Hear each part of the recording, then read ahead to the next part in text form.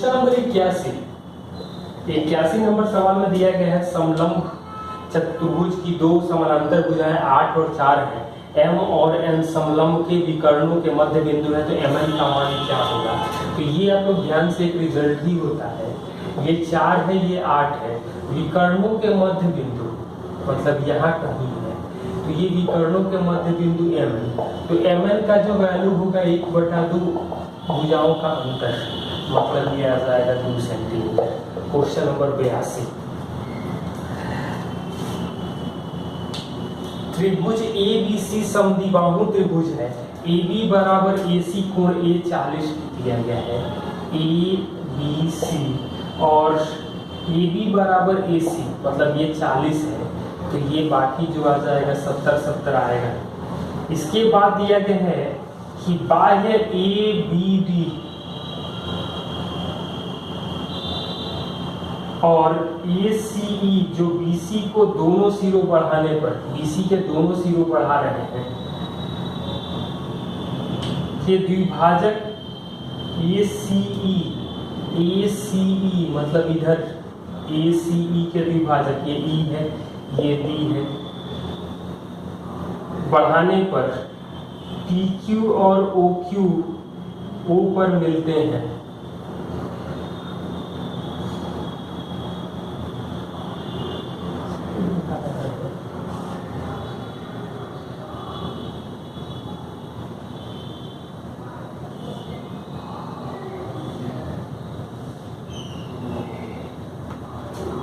तो angle BOC क्या होगा, ये दोनों को बढ़ा रहे हैं,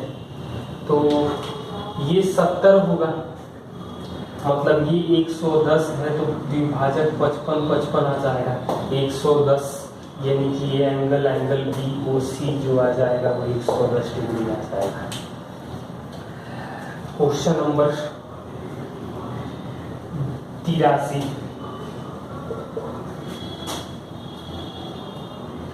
6 सेंटीमीटर भुजा वाले समबाहु त्रिभुज एक वृत्त के अंतर्गत है, तो उसकी त्रिज्या क्या होगी। एक समबाहु त्रिभुज वृत्त के अंतर्गत है मतलब परिवृत्त की त्रिज्या, तो भुजा दिया गया है,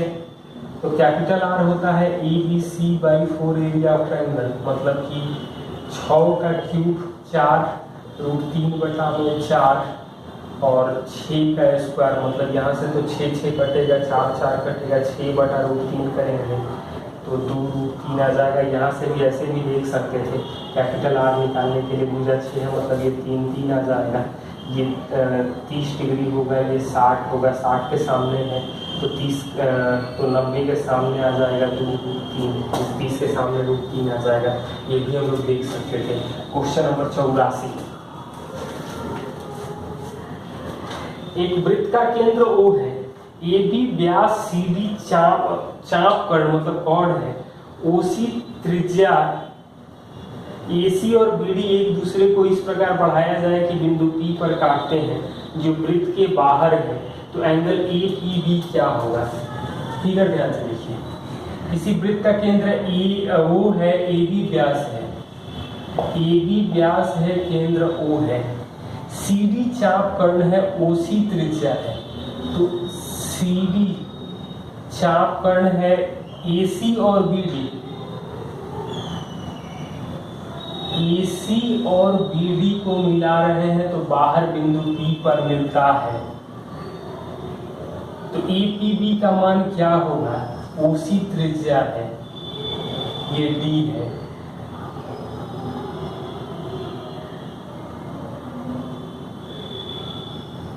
तो APB क्या होगा, APB क्या होगा, मतलब ये दोनों बराबर हैं,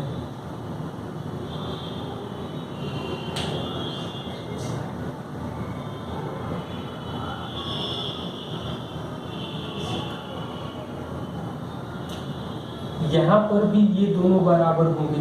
मतलब ये अल्फा होगा, ये अल्फा होगा, ये बीटा होगा, ये बीटा होगा, हमें ये दोनों बराबर है,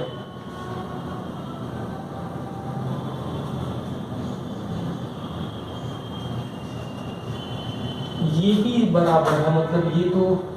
आ जाएगा 60, ये 60 आ जाएगा, ये भी 60 60 मतलब ये भी 60 आ जाएगा, तो 60 60 ये एंगल ए ई बी आ जाएगा हमें 60 डिग्री। Question number 85। वृत्त की दो जीवाएं ए बी और सी डी का केंद्र O है, परस्पर P पर काटते हैं। ए पी सी 40 है, ए बी और सी डी, ये ए बी है और ये सी डी है, P पर काटते हैं। ए पी सी 40 है, ए पी सी ये 40 दिया गया है, तो ए ओ सी और बी ओ डी, तो ए ओ सी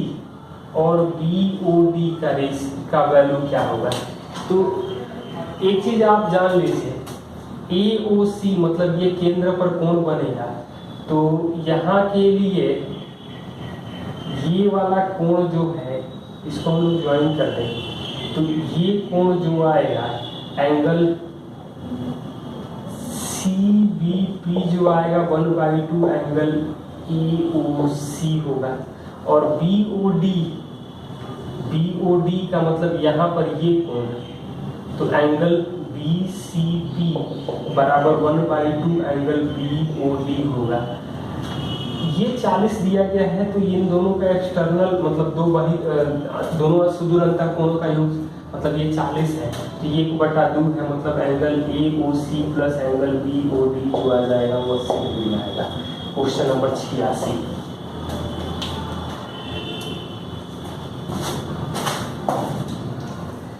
x tan 60 प्लस cos 45 बराबर sec 45, तो x स्क्वायर प्लस 1 का मान हमें क्या मिलेगा, मतलब √3x प्लस 1/2 बराबर 1√2, मतलब √2 माइनस 1/2, तो √3x बराबर आ जाएगा √2 माइनस 1/2 यानी 2 माइनस, तो 1/2 आ जाएगा, x का वैल्यू आ जाएगा 1/6, तो 1/6 प्लस 1 यानी 1/7 आ जाएगा, 1/6 प्लस 1 यानी 7/6 आ जाएगा x स्क्वायर प्लस 1 का मान। Question number 87। x और y न्यून कोण है और x प्लस वाई 90 से कम है, और हमें दिया गया है साइन 2x माइनस 20 बराबर cos 2y प्लस 20, तो इसका मान दिया गया है, तो tan x प्लस वाई पूछा गया है, तो साइन और cos जो होते हैं वो पूरा कोण होते हैं, जोड़ने पर 90 आएगा, मतलब 2x minus 20 plus 2y plus 20 जो आएगा वो 90 आएगा, मतलब x प्लस वाई जो आएगा 45, तो tan 45 जोड़ेंगे तो 1 आ जाएगा। Question number 88।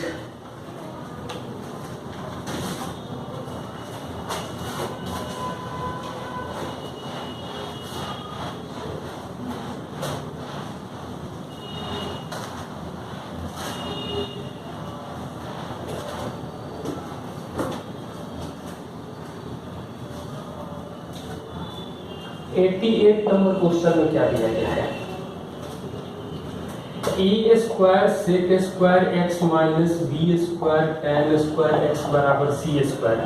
तो sec square X plus tan square X का मान क्या होगा। तो सबसे पहले हम लोग दोनों को टैन में ही कन्वर्ट कर लें, मतलब A square 1 plus tan square X minus B square tan square X बराबर सी स्क्वायर, मतलब टैन स्क्वायर एक्स कॉमन करेंगे, तो A square minus B square और C square minus A square आएगा, टैन स्क्वायर कॉमन, मतलब tan square का value जो आ जाएगा वो आ जाएगा हमें C square minus A square by A square minus B square, और यहाँ पर 1 प्लस टैन स्क्वायर होता है, मतलब C square minus A square minus B square plus 1, मतलब जो वैल्यू आ जाएगा A square minus B square, C square minus A square plus C square minus A square plus A square minus B square, तो एक A square तो cut जाएगा, मतलब 2c square minus A square minus B square by A square minus B square.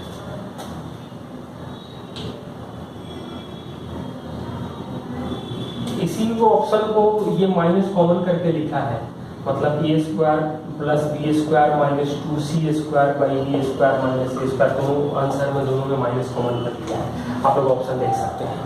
Question number 89,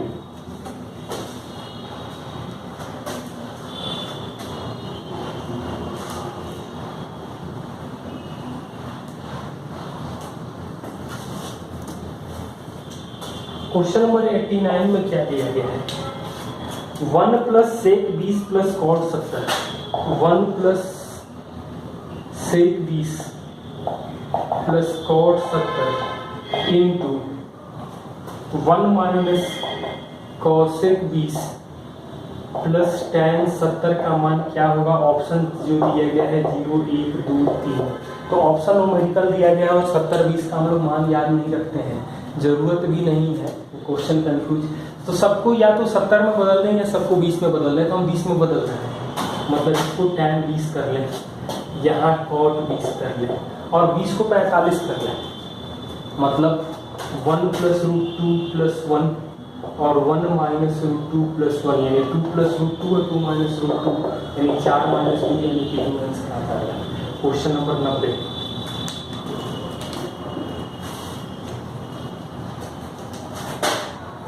tan power 4 theta plus tan square theta 1 दिया गया है और आपसे पूछा गया है cos का power 4 theta plus cos square theta क्या होगा। इसका मतलब होगा कि tan स्क्वायर थीटा कॉमन करेंगे तो tan स्क्वायर थीटा प्लस 1 बराबर 1, मतलब ये तो sec स्क्वायर थीटा होता है, उस साइड जाएगा तो tan स्क्वायर थीटा बराबर आ जाएगा हमें cos स्क्वायर थीटा, मतलब ये आ जाएगा tan का पावर 4 थीटा प्लस tan का स्क्वायर थीटा, मान रखें। और ये एक दिया गया है। क्वेश्चन नंबर 91,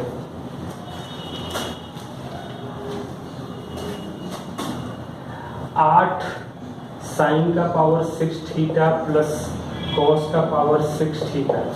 माइनस 12 साइन का पावर 4 थीटा प्लस कॉस का पावर 4 थीटा,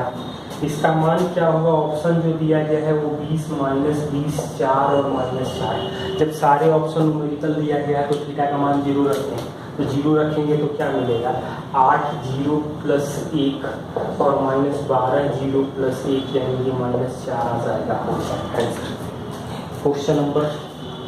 92,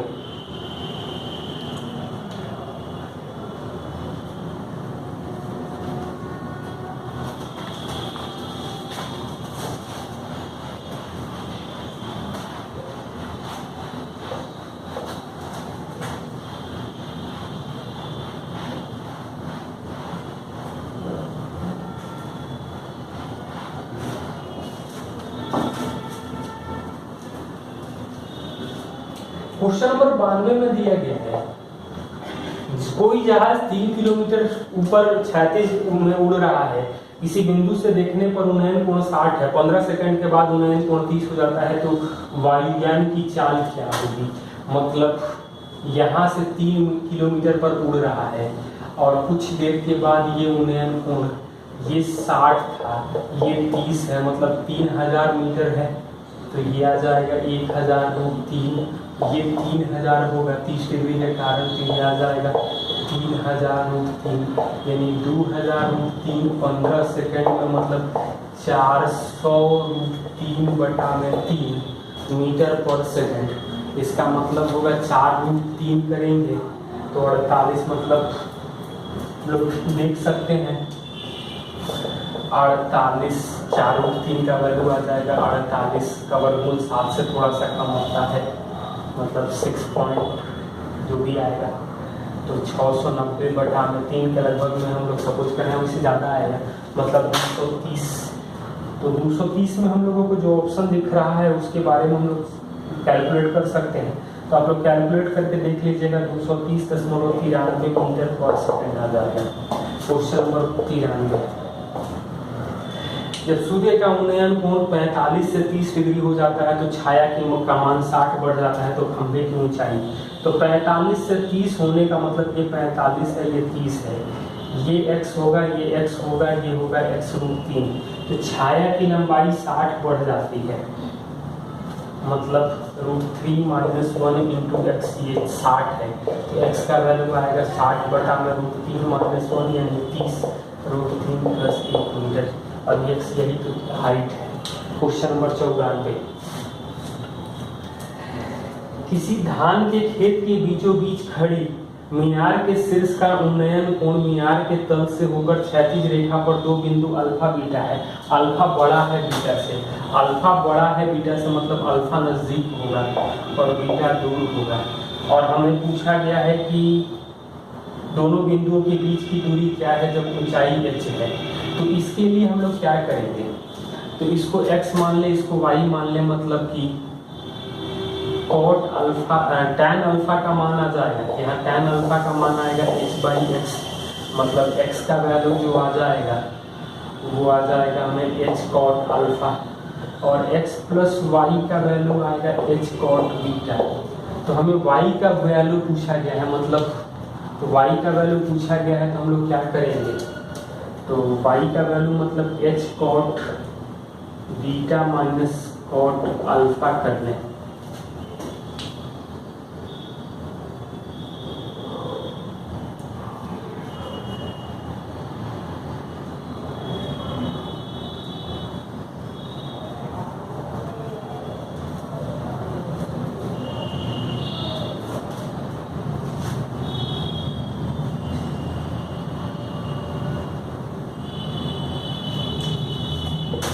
cot बीटा जो आएगा वो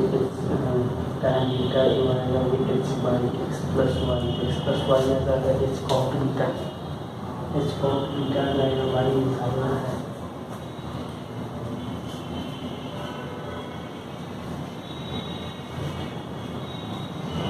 क्वेश्चन नंबर 95, किसी अधूरे खंभे के शीर्ष से आधार का दूरी 150 है, उन्नयन कोण 30 है, कितना और ऊंचाई बढ़ाया जाए कि 45 हो जाए। तो अभी 30 है, 150 मीटर दूर है, ये 30 है, मतलब कि अभी ये 50 √3 है, 45 ऊंचाई करना है, मतलब ये 45 डिग्री हो जाए तो ये तो 150 हो जाएगा, मतलब बनना जो बाकी है ऊंचाई बढ़ाना पड़ेगा 150 - 50 √3, तो ये आ जाएगा 50, 3 - 1.73, तो घटाएंगे तो 1.26 मतलब 27, तो 50 गुणे 1.27 करें तो 127 का आधा, मतलब 63.5 के लगभग में जो आंसर दिया गया है, तो 63.4 है, ये थोड़ा सा जो ज़्यादा होगा तो 63.732 होता है। बाकी DI के क्वेश्चन आप लोग ट्राई कर लीजिएगा, क्योंकि जो पेपर मेरे पास था उसमें DI कम्प्लीटली नहीं दिया गया था, फिगर नहीं दिया था, केवल क्वेश्चन दिया गया था, तो आप लोग उसको देख सकते हैं DI।